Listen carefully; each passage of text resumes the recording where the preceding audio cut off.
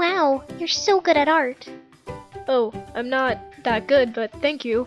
You're really good at shading. It's not that hard. I really wish I could shade like you.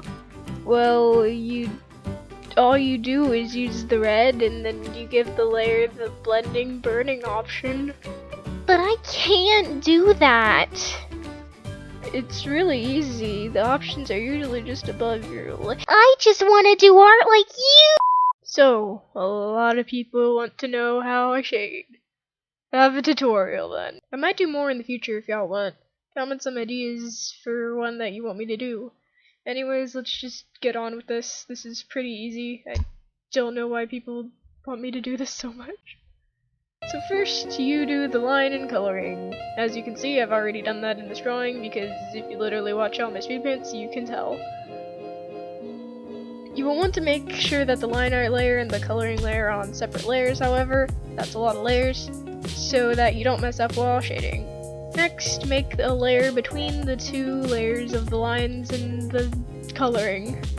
This isn't really necessary, but it's helpful if you make it a clipping layer, like I did, because it makes it so that way you can't go out of the coloring, and it's more of a pain in the butt to have to go back and erase all the little areas you got out of the lines, so, you know, just make it easier on yourself. Anyway, now what you want to do is to get the airbrush tool and make your color choice red. And a small tip for where to put the shading, you just basically put it where light isn't.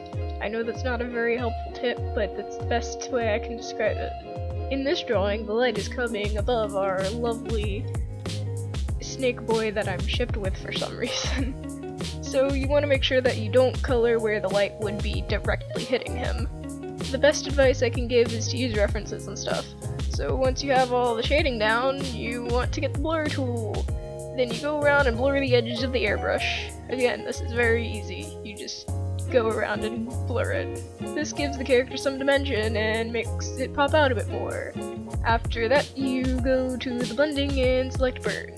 I usually put the opacity to 20, between 30 and 20, but if you want to do something more dramatic, maybe closer to 40. And for highlights, it's basically the same thing, except you put your airbrush where the light is hitting, and instead of burn, select the blending option of hard light. And then boom, you're done. It's not really that hard. I know shading is a very hard thing to do because, like, it took me forever to learn, but now it's a thing that I get complimented the most for, so yay, I guess. I don't know. I might do a video in the future looking at some old art just to prove to you guys that I wasn't very good at shading at all. But I'm working on some other stuff, so maybe a 100 subscriber special or something. I'm working on a few other videos, one being a Sandersides related video because I'm obsessed with Sandersides, I guess. And another one being an animation, which will probably take forever. The podcast should still be coming out too, so yeah, you will be getting content soon, hopefully. I know this was a shorter video, but I'm basically saying that, hey, fun stuff is coming. Yay, I think. And I recently did a video with Watermelon, so if you want to go watch or guess the names of my OCs, then go check that out. And like I said, me, her, and Zafina have a podcast you can check out too. And if you really want to suffer, click the subscribe button and the bell, so you can have more of my bad content. Anyways, that's it for now, I think.